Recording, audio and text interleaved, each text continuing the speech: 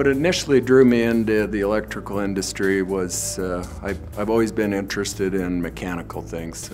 At an early age, my grandfather had a workshop, and he was generous enough to allow me to go down and work in his shop and, as he would say, dull his tools.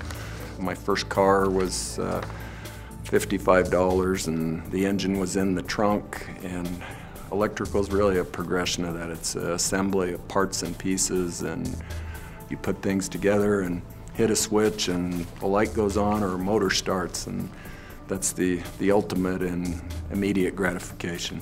The company is celebrating 30 years in business this year, and he started the company in his garage with 1 or 2 employees, and some of those same employees are still here at Hunt Electric today. So that says a lot about him.